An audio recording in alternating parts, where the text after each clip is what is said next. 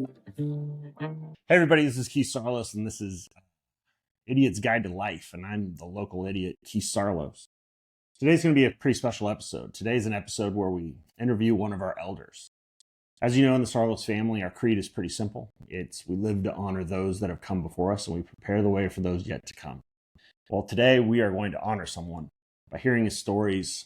He was there in the very beginning. His name is Don Felipe. I'm pretty sure his name's not really Don. He is the Don.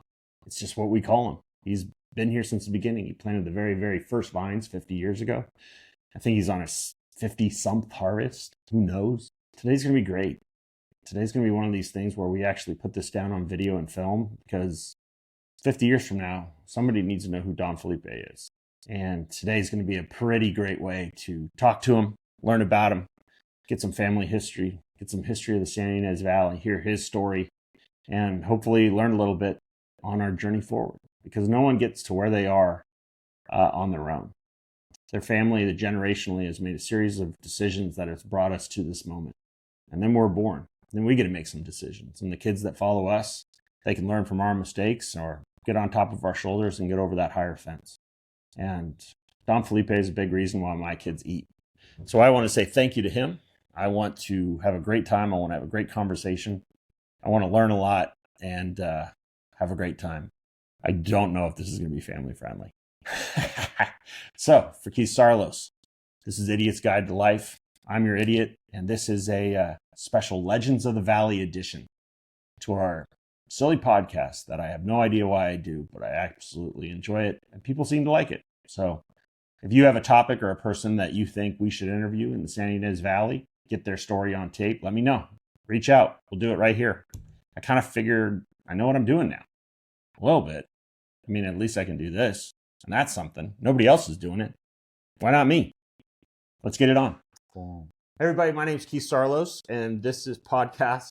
I'm sitting next to you, and now I'm nervous. So let me start. Everybody, this is Keith Saarloos, and this is Idiot's Guide to Life, and I'm the idiot, Keith Saarloos. And today is a very special episode because we have the second idiot, Don Felipe. This is how this is all going to go. This is why I wanted to do this. As you know, like Fred Chamberlain passed away, and they asked me to do his funeral, and I host. I was the guy talking, and I recorded it, and I was thinking about how one of the things in this valley that's very, very special is everybody wants to live here, right? Just in general, anybody who visits here, they want to live here. Whoever comes around here, they want to stay here. They want to stay here. That's right. And they wonder why everything is so expensive here. Well, there's a reason for it. Because it's a good place to live. It's a good place.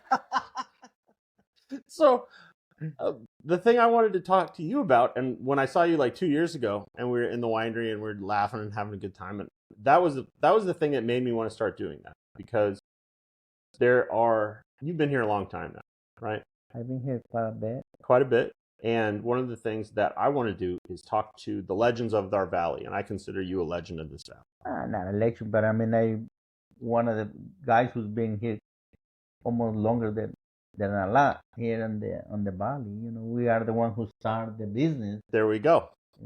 We start with Mr. Brooks Firestone, Marshall Rims, Dean Brown. They were the founders of the grapes in Santa Ynez, believe it or not. Right. And how long ago was that? It's 50 years ago. It was 1972. That's when everything started. Okay. How did you, Don Felipe? Okay, hold on. Now, is Don's not your first name? No, my name is Felipe Hernandez. They call me Don. Don, they call him a guy who's old, Don. The Don. Felipe, yeah. The Don. Like God, the Godfather. The Don man. No, it's not a Godfather. It's Don Felipe. I mean, Mr. But it's a sign of respect. Yeah, it's respectful, yeah. So, Don Felipe. I'm not selling drugs, so I'm selling wine. That's it. So, tell me, okay, where were you born? Where'd you grow up? I born in Jalisco State in Mexico, and I left my country when I was 16, so I'm here ever since. Since you were 16? Yeah. And by the way, we have I'm 69 right now, so you can Jeez. figure it out how long I've been here. A while. But we have a lot of people are from Jalisco here.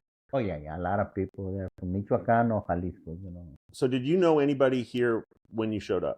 When I came, I had a friend in Los Alamos, and he's the one who brought me over from LA here. Because it's when they start planting the grapes at Firestone, Okay. Santa Mesa, and Dean Brown, Yeah.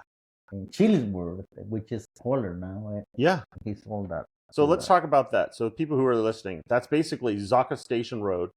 Right up that road, right there, you have Firestone Vineyard, which And is it right was, there. it was one company who planted everything in there, which was Dale Hampton. Dale Hampton. Yeah. With his vineyard manager was Roger Franklin, was his manager at the time. Really? Yeah. Okay. So Dean Hampton came up here. All of those landowners that were there, like Firestone and everybody else, everybody got together and said, or who was the person that said to everybody else, hey, we should plant some grapes?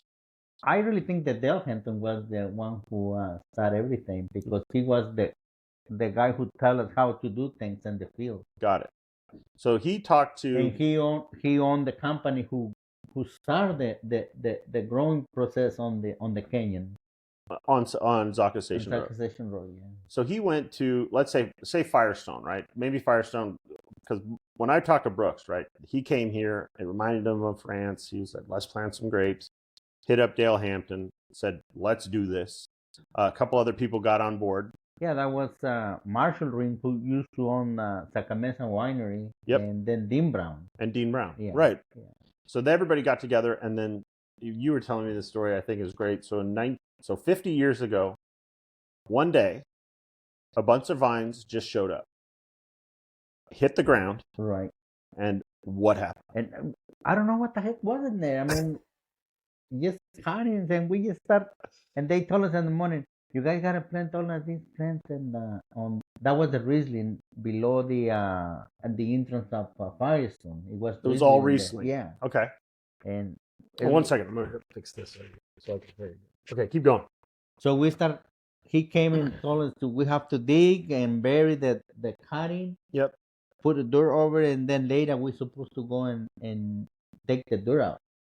That was to protect the plant from the frost. Yeah. And then the plant started growing, though we went and took the dirt around out. Yeah. And then the plant took off. Really? Yeah, that was the first thing. So where did they get the cuttings from? I don't know. Nobody knows. I was young at the time, so I never asked anything. You just saw the stuff came and then put it in the ground. Put them in the ground, and we went after that. Did they have roots or no roots? No roots. So let's talk about that. So they took cuttings from another vineyard somewhere else. Yeah. Who knows where? I don't know where they brought them back. They were bare. They were just sticks, basically. Just sticks, yeah.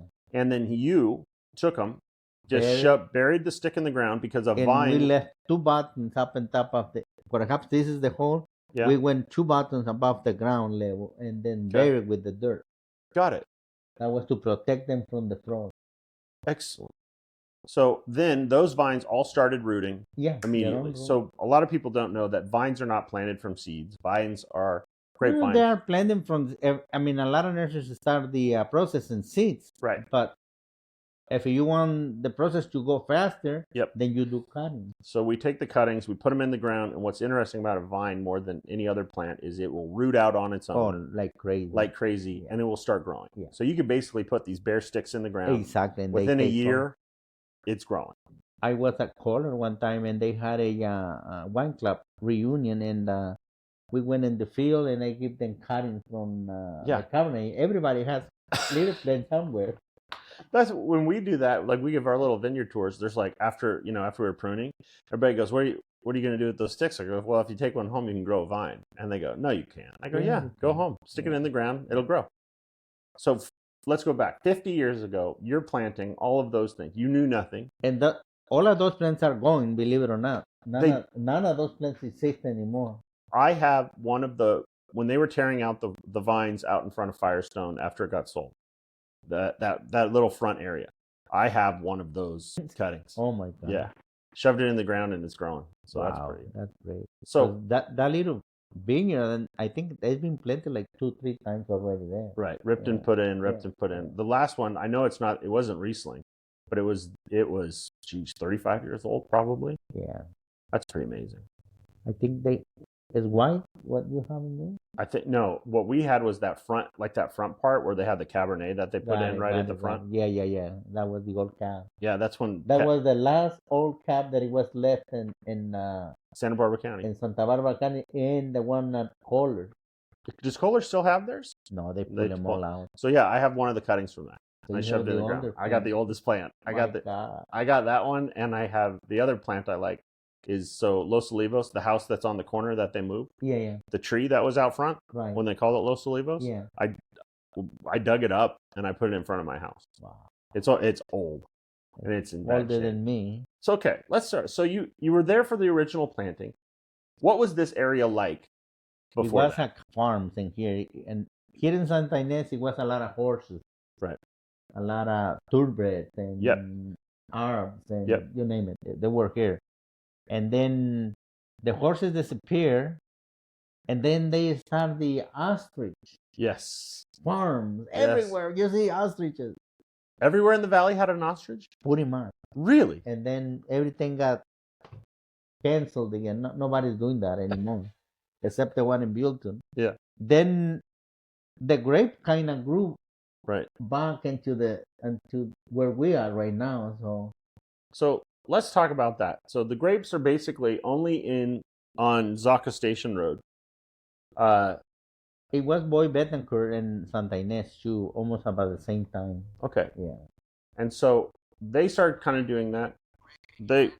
What's that? Oh, sorry. So they start putting those first ones in. Nobody has a winery. No, because it was just grapes. And the first winery that it came was Firestone Winery. Yep.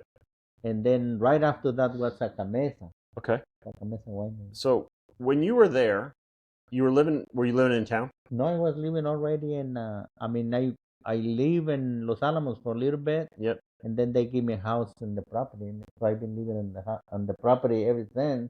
The Firestone or the Zaca Mesa? The or owners Kohler? of the Zaca Mesa. Got it. It was a Marshall Dream. That's right. Yeah. So when Firestone said, I'm going to build a winery, was it the winery we see today from the road? That's the same one. Same one? Yeah. Okay. Except one wall, I don't know if you recall, I can recall why we had an earthquake. Yeah. And the wall fell down, so they ended up building it again. Really? Yeah. So what did you think driving down Zaca Station Road, looking over to your left and seeing this huge winery go in? And how many years after the first plantings was that? I'm going to say that at least 51, 52 years. So we planted 51, 52 years ago. And then was it 3 years later they started building the winery? No, the winery they started building the winery about, I'm going to say 3 years after. When we start harvesting, I think is when they start building the winery. So maybe like 6, 7 years after the first planting. I'm going to say maybe 5 years because Firestone started a little bit earlier than anybody. Right. Yeah. So they build this winery. There's no wineries anywhere. No. I know Brooks Firestone was a big part of establishing what we know as the Santa Barbara AVA. Oh, yeah. I mean, like I said, Dean Brown, Brooks Firestone, and Marshall Reams, they were the founders of Santa Ynez. I almost had to call Santa Ynez Profit. Yeah. And then a little bit afterwards, Boy Betancourt and Lee Betancourt. That was his son. Yep. So they started putting in it. And then, so in the last, say, like 50 years, you've seen zero to what you see today. Oh, my God. I mean, there's, right, like I'm on the board of the Santa Barbara Vintners Association. There's over 100 and some wineries. Look at it this way. You used to come through Fox and Canyon. Yeah. And it used to be very clean, cows on both sides. Yep. Now, right at the beginning, you see vineyards, and there are new vineyards. So the landscape is changing. It's beautiful landscape coming up to Fox and Canyon. It's gorgeous. So when we had that vineyard right there on the corner, now the guy across the street is planting up on the top of that hill. Exactly. And then you keep going down further, and you have Firestone on the left. And the only land on Zaca Station that's not really planted now is the Chamberlain property. The Chamberlain and also the part of the Dean Brown property. And Dean Brown.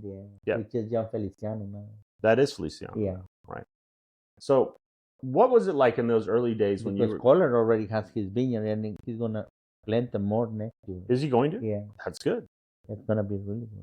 So when you now, if we talk about that Fox and Canyon Road, just on a personal level, Fox and Canyon is one of my favorite roads in the world because Zaca Station and Fox and Canyon, they both kind of end up here in Los Olivos. They kind of split up at the end. Right. But that, we called it our vineyard on the corner, El Camino Real, because that was part of the path that anybody walked up. Part of the Highway 101. Yep, Highway 101. Yeah.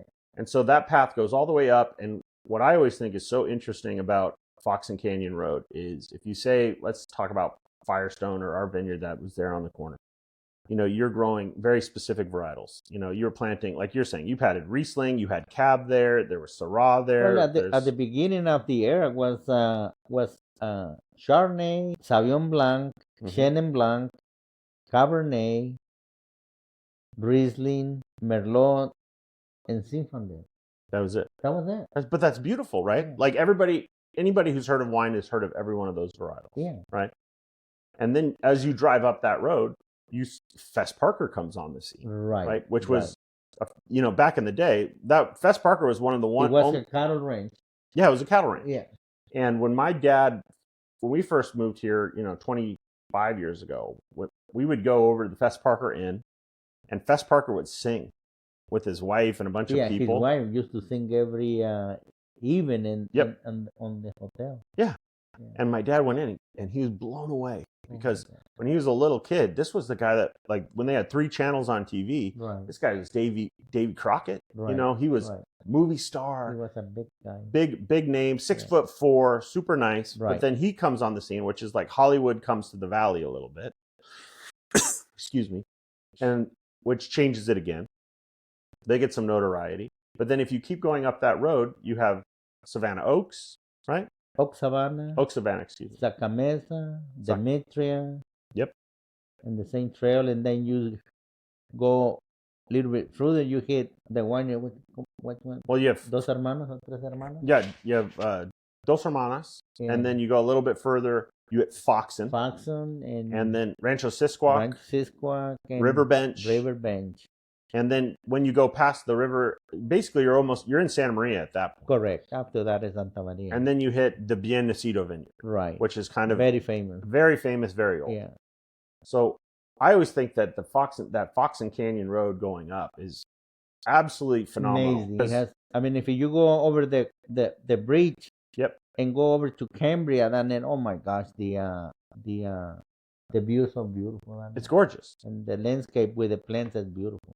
Unfortunately, they're pulling a lot of plants out in that area.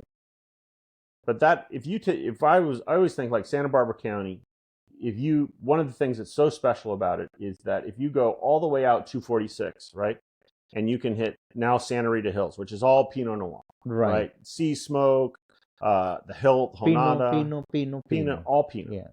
And then as you work your way in, you have the area which would be like Sanford, right? So Sanford is how old comparatively? Well, Sanford is not that old. I mean, the old vineyard is the beginning. The fruit one that is right next to Pick Vineyard. Yeah.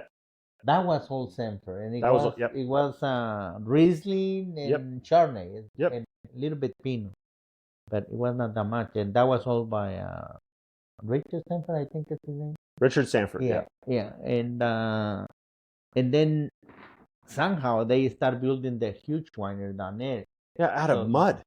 Out of bricks they were making on property. Yeah, that was unbelievable. Yeah, and then a movie comes out, and all of those other varietals come ripping out, and Pinot goes in. Yeah, the Sideways, that was the one who killed Merlot, which is one of the best wines. I know. Oh my God.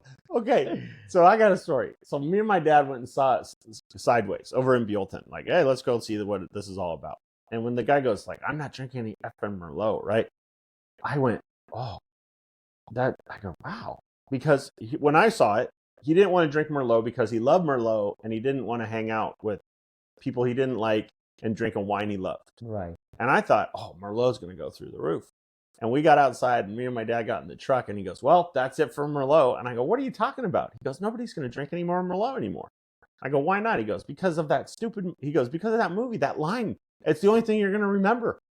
They'll tell you how smart we are. One little thing that you see in TV that will kill anything. Kill anything. It was the original. Merlot got canceled. And now Merlot's popping up. Yeah, but because there's not that much Merlot left. But it's such a good varietal. Oh my God. I mean, anybody right next to Cab, I think is my second best wine. That wine, when you I always think Merlot is like Grenache, where it's like if you have Cab Sauv, Cab Franc, Petit Verdot, which I love, and then a little Merlot in there, boom, you have hit it, right? Just like a GSM, you have Grenache, Syrah, Mourvedre, you put those together. It's like a 4-piece band and a 3-piece band. They're great. Those are the varietal that is nothing is gonna go wrong. Either way you blend it, it's gonna go right. It's gonna go right. Every time you put Merlot with something, you're like, that's pretty good. Exactly. So as you see this area develop and you see things coming in, what are you doing? Well, I'm still farming grapes, and I build my little. You have your own brand. My own brand, and Feliz Noche. Right in Solvang. Yeah, in Solvang. I have my tasting room, and Copenhagen and Areda right in the corner, and it's doing great. I mean, good for you. Good. So give me some more history. Give me some stories. I want to hear that. I know you know where all the bodies are buried. I know you have all the stories. I want to hear the stories of the early days, because when we go out and pick, like me, Pedro and Alfonso, my dad, my kids, everybody, we go out and pick. We still tell the same stories of the things we screwed up on, like in the first 2 years. Well, one of the biggest screw up that the grapes did was, at the time it was legal to pull those beautiful oak trees. Oh yeah, and we did a mess of that stuff. We used to plant grapes, man.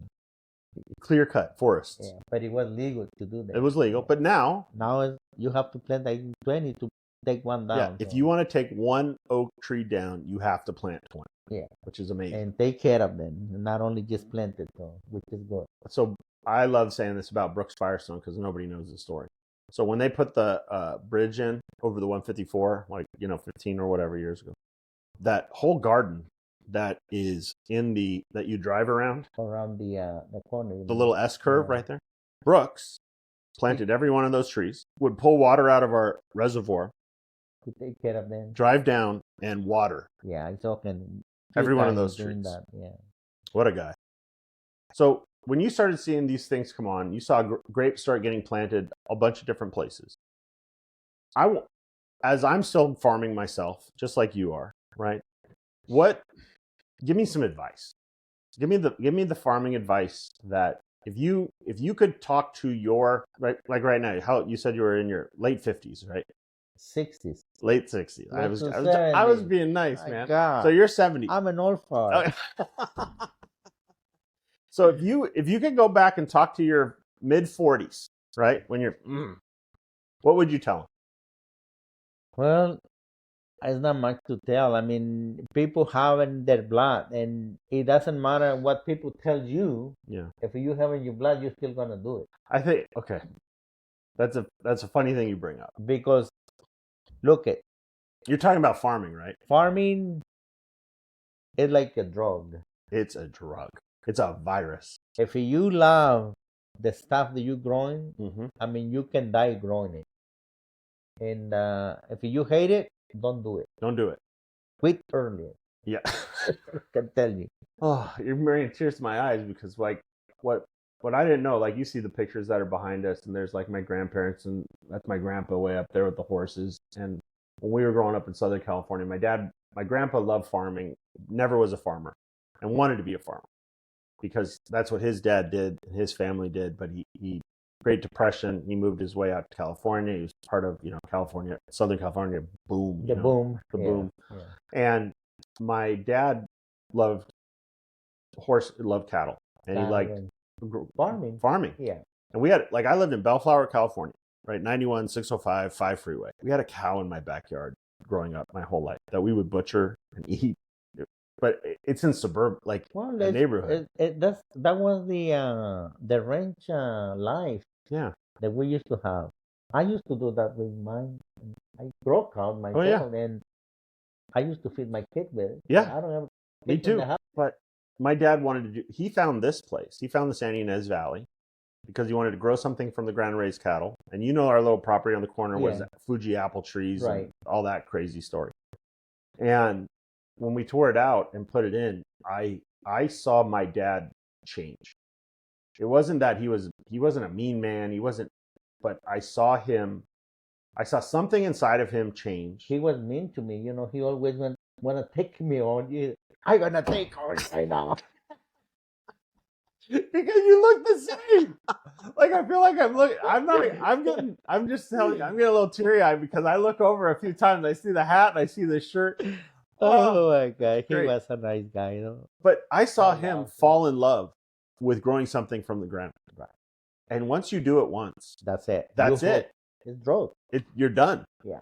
And he got hurt moving cattle and helping a friend and all of that because he loved it. Yeah. And like I've said to many people, when farming will kill me in some way because I'm going to do it. Not that it's going to do it. It's a good life. It's a good life. As long as you don't overdo it.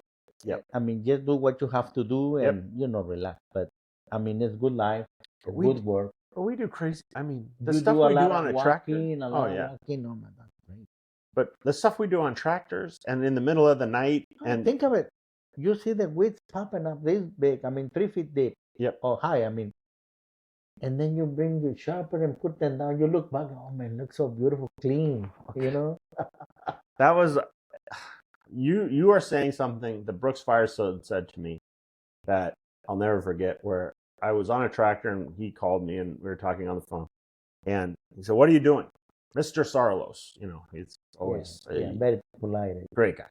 He goes, "What are you doing?" I said, "Well, I'm on a tractor right now." He goes, "Oh, very good. Everywhere you go, the world becomes more beautiful." Just like you're talking. You see the 3 feet of weed, 3 feet of grass. You do one pass and look back. Oh, nice and there's clean. No better feeling. If you're like, I almost want the weeds to grow sometimes to like get out there and like clean it. You have to let the weeds grow because it's a good food for the ground, and you have to mix it with and run it back in. Yeah, exactly. So it's feeding the ground back. You're giving back to what's giving something to you. Yep. So we always farm the soil between the plants, put a cover crops, rotate the cover crops. What cover crops were you using? I'm using just sweet peas right now to feed the ground a little further. So you don't put ryegrass down, you're doing all sweet peas in between? I used to rotate it every other row with barley or oat. Yep. But I always keep the sweet peas in there. So you mix it in? Yeah. You know what I did this 2 years ago was I was up at Santa Maria Seed and I was buying seed for the cover crop. And I'd bought a 10-pound bag of wildflower seeds, which was very expensive. So they look beautiful. But what I found is when we put those, so I just kind of would sprinkle it in. You put 10 bags and then maybe a little bit of something because they're so small. Right. And then when I ran that all in, the competition, because you put in those wildflower seeds, the roots grow 2 feet. Right. And then I saw that the other, like barley and oat and rye, their roots grew only 40 inches or usually 20 inches. But this year they were growing 6, 8, 10. We had a lot of rain. Well, and they were competing. Yeah. They were competing with that other plant. But one thing that is good to do on the farming is to integrate the radishes. Yeah, radishes. Yeah, that has a long root. Okay. And that give a lot of oxygen to the property too. I haven't used all. Or mustard, Mustard. Yeah. This year I'm going. And it's good for the nematodes because when you really plow it, yep, it produces gas that it kills nematodes on the ground. Really? Yeah. See, this is why I want to talk to you. Now I'm gonna have to go organic. buy. Organic matter. Now I gotta go buy radish seeds. Where did you get them? You get it through the Nutrient. Yeah, Santa Maria. Yep. They have that stuff. They got it all. And you can mix it one row with cover crop and one with the radishes. So you go 100% radish, or do you mix it in? No, every other row. Every other. Okay. And then the next you rotate it. Excellent. And you get rid of the nematode. You don't have a problem with the root. Really? How come nobody tells me this stuff? All right, I have to ask. A lot of people don't know. What? All right. I'm gonna make sure this thing doesn't cut off because it usually cuts off at the 30-minute mark. Okay. So you're farming for a lot of different people. You're learning something new every year. There's a lot of people that come in, and when they get into wine, their goal is to hold the bottle of wine with their name on it, right? A lot of, I'm trying to say this in a nice way. Hold on, let's make sure it doesn't. Perfect. So most people want to do this. They want to see a bottle with their name on it, and they go, "Hey, look at me," and that kind of thing. And we didn't get into it to do that. That's, bottom line, when you make wine, yeah, you want to produce the best wine possible. Yes. That somebody come and taste it. Yep. And said, "This is the wine that I like to drink and buy." Yes. You don't want to have your picture and then on the bottle or your name on it. Come on. So I always love the line, and I want to say that you said it to my dad. So I'm going to give you credit, which was, you can make a bad wine from a good grape, and you can make a bad wine from a bad grape. But the only way to make a really great wine is to start with a really great grape. This is what I tell people. If you have a good grape, shame on you if you screw it up to make better. You have to make good wine with good grape. So let's talk about your wine. So now you know what you're looking for. Like, I think I know what I'm looking for when I go to harvest, right? Most people, they're selling fruit to someone else, and those winemakers never go out to the vineyard once. I was looking, your wines, they're very similar to mine, believe it or not. Yeah. The only thing, I think I aged mine a little bit longer than you do. Okay, let's talk about that. And, most of the wines here on the county where we are, I'm not going to say that is wrong or right, but, the way that I was taught to make wine was to keep the wine 3 years in barrel, the red. Yep. And the guy who told me, don't put your wine in bottle before that. And I haven't done it. So every wine you make is 3-year barrel. Reds is 3 years in barrel, and it's a lot of work. You have to tap the barrel. But hey, agreed. The difference is when you taste wine that is 18 months. Yep. And a wine that is 3 years in barrel, big difference. Big difference. Yeah. So one of the things that we do is we do 2-year barrel age, and we do 1-year bottle age. Right. So we make pretty much is the same. Same like thing. I take your wines and put it similar to mine. Unfortunately, mine a little bit better than you. Fair enough. I'll give you that one. That's an I'm easy. sorry, Hey, guess what? You know what? Hey, that's a good shot. I think, well, everybody acts like, oh, I love their wine. It's different than yours for a reason, not better. But everybody should think that their wine is better than everyone else's. If it should. We have one of the best locations to grow good grapes. Mm-hmm. If we work the plants properly and make the wine properly, we can have a better wine than Napa. I think you're preaching to the choir. One of the things and I've been telling people, we have the best location for good grapes. Okay. Can I give you my... Please. Perfect. So Hunter Ranch, the Hunter guy? Yeah. So he is a geologist. And one of the things I was very interested in is I went to his house one day, and he has this big piece of wood. And I looked at it, and I said, is that all the soil compositions in Santa Ynez Valley? And he goes, yes. And he locked in. And what is so interesting is we have 18 of the 21. We have all the different soil compositions here. Like if we go, diatomaceous earth is over in Lompoc. Right. If we have volcanic, right. We have riverbed, we have sand, we have silica over here on Ballard Canyon, we have clay, we have limestone, and then you go up the river towards Santa Maria, and then we have a bunch of changes over there. So we have the geology, and then we have the geography, because we have water underneath our feet. Correct. If we go over the top of that hill, no water. No water. Zero water. And then every day, and tell me if I'm right, so because down in Santa Barbara you have warm Baja Pacific Ocean, you come around the point and it turns to the big cold scary ocean. So you get the fog every evening. Every evening. And it comes up the 2 different rivers. Correct. and sits in our little valley. Correct. And then every day at 3 p.m. That is correct. The wind blows from it can be warm on the day, Yes. and by 6 p.m. everything got cool. Perfect. So yesterday it was 105 here. Yesterday it was a hot day, but last night It was cool. by 8 p.m. all the doors on everybody's houses were all open, and it was cool. Yeah. And the vines yesterday went like this. I went and touched the fruit around 7 something. Yep. And I said, let's start picking. It was cool enough already to start harvesting. Really? Yeah. So when I go out, I always think it's so amazing where it can be. Like we picked yesterday at 3, early in the morning. But the day before, hot. Yeah. And I was feeling the fruit, and it's soft, and it's you have to make sure that the fruit is cool before you start harvesting. Otherwise, don't do it. By 3 a.m. we were there, and I was Nice and cold. Wow. Beautiful. And I was like, well, this valley, like you're saying, we can grow any varietal we want. Somewhere, maybe not on any piece of property, but from Santa Maria to Lompoc, all the way into where 246 hits 154. That little triangle, we can grow everything.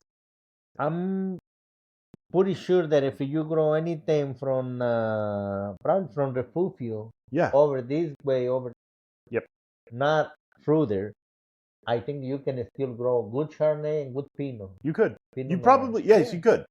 And people are not doing it. No. Because they said that the climate is better in Santa Rita Hills and blah, blah, blah. But you can grow good Pinot here too. I agree with you, because I think one of the things that's interesting is typically if somebody's coming in now. I am growing the best Chardonnay in North Savannah. Are you really? Really good Chardonnay. I make wine out of there, and I love it. I got to try that. That's amazing. Well, it doesn't surprise me, because that is it on a hillside, or is it? It's kind of a little flat, but you got all the wind comes from Santa Maria, so it keeps a little block in there. And it cools it down. It cools it off. But so it gets all that heat, and then it cools off. It cools off every. It's funny you say that, because we were talking about something the other day where it was like someone said that if you tore all the Pinot out of Santa Rita Hills and planted Chardonnay, it would be a better crop. And I went, really? I said, absolutely. I go, well, why is that? And they said, well, Pinot's popular. But so now, if someone comes in and they say, Chardonnay, I like Pinot, it's popping up. Yeah. But it's not the oaky, buttery Chardonnay anymore. It's the minerally. You have to mix it. You have to make good wine. You have to mix a little bit of the oak, blend it with the natural acidity Chardonnay. Yep. So the little, if you put a little bit on it, it kind of ups it up. Do you mind me asking what bricks you're picking your Chardonnay at? 22 and a half. Perfect. But no more than that. And the skins are nice and soft, brown seeds, looking good. Yeah. That's interesting. Because we grow a Sauvignon Blanc and Grenache Blanc. And I love those two varietals a lot. And I made a Sauvignon Blanc from you guys. Yeah. I bought it from you then. It was so beautiful. This is a nice wine, huh? Right there on the corner? Yeah. That was a good wine. It was really good. A little floral, a little bit bright. The bouquet that it has on it. Nice. All right, let's go back to old stories. So when you started harvesting, this one winery is getting built, right? So we'll go back to the Firestone. They went from, how many acres was the first vineyard when they planted it? Cushman had a 100 acre. That's pretty big. And the rest of it was owned by Mr. Ring. He used to have over 100 acres too. 100 acres. More than 100. Wow. So how big? So when they first planted, they went out and planted 100 acres. Planted 100 acres and one. That's amazing. Yeah, that's terrifying. It was a lot of work. And they didn't know anything. Firestone was planted in 3 years, and Firestone is big too. Big. Dean Brown, it was probably another, I'm gonna say at least 80 or 100 acres in that too. Wow. So, did you ever go out to Cambria and go across the river? I haven't. Oh, Cambria here in. Here. Yeah. I go once in a while. Yeah. Have you been to that facility? No, I never been. Unbelievable. I never been in that. Like when you think of like a big winery, that's a big one. Well, Huge. the owner. Oh, I yeah, mean, yeah. they are in the industry. Yeah, they We're are the industry. We're a we're little teeny speck. little bad. So, do you, so back in the day, right? If you were going to be in wine, you were planting 100 acres. You were building a big winery. But right then it was a lot of demand for grapes up north, Got it. and we used to pick huge amount of remember the big Yeah, the tubs. the tops. Yeah. We load them up with a big forklift on the trucks, and everyone went up north. Everything left. Everything was sold at the time. Yep. I think Gallo was buying it a lot. Tons. Yeah. And, I mean tons and tons yeah. and tons. And then they start making their own wine, so nobody was selling anything. Yep. The industry got big in very short time. So one of the things that, like, you seeing the last 50 years in the Santa Ynez Valley, right, where we are on Grand Avenue used to be all artists, and it was all paintings, right? Like this was a doctor's office, and now we have 30 different wineries. Yeah, the only tasting room that it was here in Los Olivos was Los Olivos Cafe. Yep. Used to have a small tasting room, and that was the only one here in Los Olivos. Do you remember when it was before the Herthels bought the Montanero? Remember the wine tasting that happened at the old Los Olivos market? Yeah, that was done by John Dream.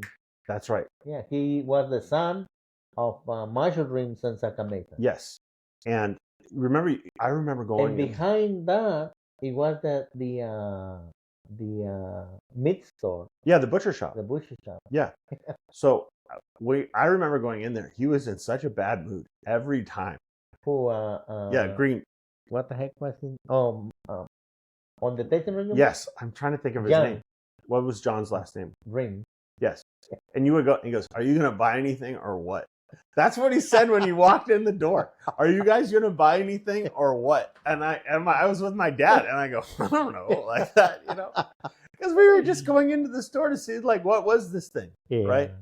And we would go tasting, and so in the 50 years, I think is amazing to me, right? Oh, it's amazing to everybody. Look what we have here in Los Olivos. It's unbelievable. So I wanted to talk to you about, number one, I wanted to say thank you.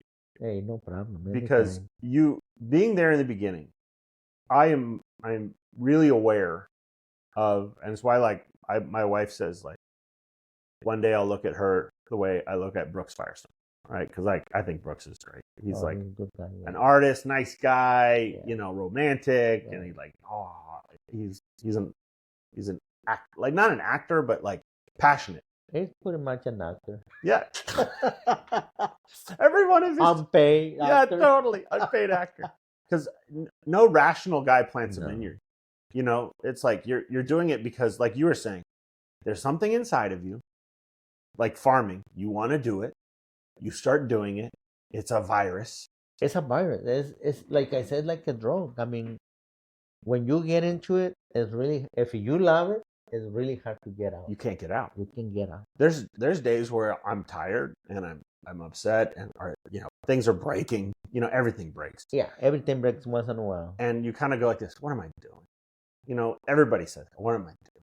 And then in your head you go, what do I want to do? And I can't think of anything. Well, the thing is, when you lock up and say, this is the job that I'm gonna carry on. Yeah. You're gonna carry on. You're just gonna do it. If you start thinking, what am I gonna start now? Am I gonna start another business? No, come on. So I want to say that because here's the reason. My kids eat because of what you did 50 years ago. Exactly. My kids go to school because of what they eat because what you're doing right now. Don't forget that. That's your hard work. Yes. And I did mine. Like I say, grew up mine, and I'm still doing it. I got one in college and one in high school, so I'm like, I love it. But because of what you guys did 50 years ago and establishing those vineyards and making great fruit and making great wine and sharing it with the world, establishing, I think, the Santa Barbara County AVA, So now that when people see Santa Barbara on a wine label, they go, "Oh, that's good." Right? We won Soon wine that they region. see Santa Barbara label on it, I mean, in the label, they know that the wine is good. It's going to be good. Yeah. And it's not, what I love is here in this valley, right? I've been in Napa a few times and I go around and it's pretty buildings. I went in the 70s and I was amazed with the quality of the wine that they have. Yeah. Right then, that quality changed. It's not the same anymore. It's not the same. No. They don't make the wine anymore the same. See, this is what I was going to say to you, is that Napa to me now is corporations, right?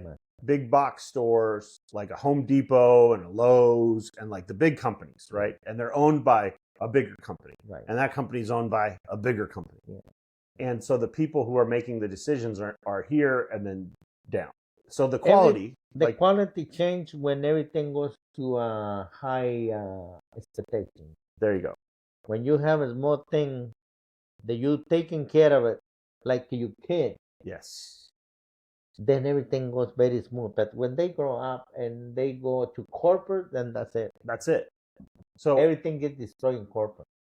So I think of the Santa Ynez Valley as, if you, like right now, if you go to our tasting room, I'm in here.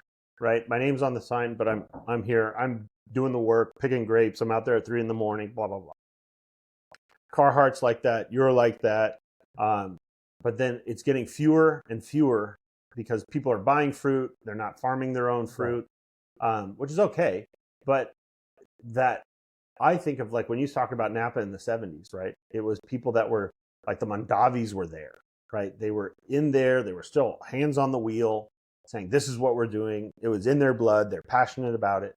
And then that corporate buyout or whatever happens, and it changes. It changed big time because look at it. When you are a small guy, you want your stuff to be handpicked. Yeah. When it's corporate, they don't care if it's machine or not. No. But they want it delivered 8 a.m. Exactly. That's what they care about. Yeah. I want it delivered 8 a.m. And that means, when do we start picking by machine? At 7 at night. That's why small guys a lot of times have a better chance to make better wine than big corporations. I think I agree with you, because when you have to have the patience to do it. Patience is a big one. That is absolutely right. Because I think the care and the love that you're putting into it, because your name's on the bottle and you're standing there and you're pouring it for someone. And like I tell people, if you make bad wine, don't put them in bottle, man. You're going to ruin your reputation. Get rid of it. Take care of it early so you don't have to do that. Quit early. Yeah. Quit early. I like it. Because if you take care of your barrels, nothing is going to go wrong with it. It's true. Put your nose inside. It'll take time. Yeah. So we've been talking for a while. This is great, by the way. I love every minute of it. Where do you have 50 years in your rear view now? You've learned a lot. You love your life. I learned from a lot of people, like I said, the first guy who teaches everything that we know, that was Del Hampton. And where did he learn? He went to school to learn all of that. Did he really? I think he's an engineer. So makes sense. So where do you think the Santa Ynez Valley is going in the next 50 years? What is your guess? I really think if people start taking care of their plants and work the plants properly and grow a small crop on it. Yep. I see the potential of the red going up higher than where we are right now. I agree. But if you guys, people get greedy and start producing huge crop, then they're going to destroy it. When you were first picking, how many tons an acre were people farming? They don't care. They used to put like 4 or 6 pickers in each plant. So it wasn't meant for the fruit. The more fruit you have, the more you had to sell. Up north, they buy it. Yep. So was it like 12 tons an acre? I'm gonna say that at least 6 tons, and it was at least 6. Yeah. Okay. And now, see, we farm at right about 3.2. 3.5, 4 tons, but no more. Yeah, right that's the best process that you can do for your plant. You're not killing your plant. Yep. She will produce the same amount next year. If it's too big, then you drop a little bit. Yep. and keep the same. So you produce the same amount every year, every year. See, the one thing I've learned in the last couple of years since my dad passed away is like, having not just taking information from him and learning, but also now trying to push it forward. I think everything is root. If everything is root, and then like kid. Yep. If you start, you feed and process earlier and you plant, then you don't have to worry about having the plant grow. Yep. But if you start late, yep, then the plant cannot respond. I love that idea when you're talking about the radishes, because one of the things like I said, we've been doing is I'm more interested with the soil quality than I know the vine will be fine.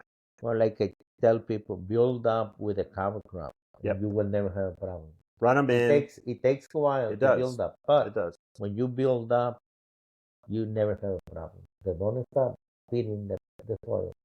Do you think this valley is going to go corporate, or do you think it's going to stay very similar to the way it is? It's a lot of little owners. I don't think it's going to go corporate. That's the beauty of, because there's a lot of little owners everywhere. So how can the corporate buy every you can't buy it. No, you can't.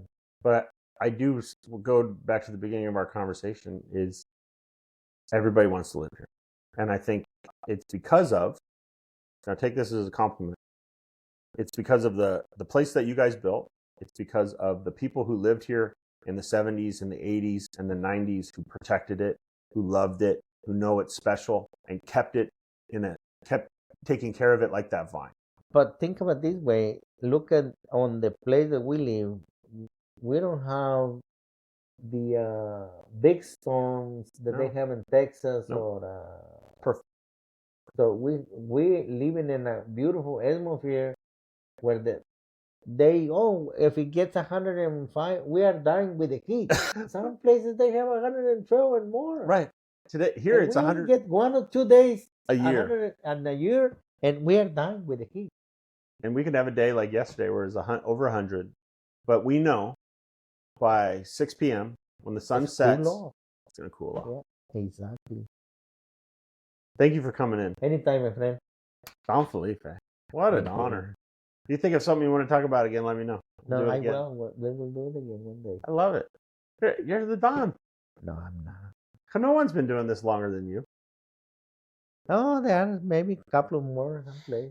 Yeah, but I don't know who they are. They're not driving on the truck and giving me the finger when they drive by. My dad loved you, by the way. Oh, yeah. I love that guy, too. Good guy. Yeah, he was a good guy. So let's do this. They can find your tasting room is in Solvang, Copenhagen, and Atterdag. Copenhagen, Atterdag, and give me the name again. Feliz Noche Cellars. Feliz Noches Cellars. I'm saying that because not everybody speaks Spanglish, so exactly. I'm going to make sure everybody knows. How everybody knows. Go see him. Go see the Don. Come and see the Don so he can send you a bottle. I learned that from you too. Where did you learn that from? Who told you to do that? Nobody. No, that's not true. I know who told you.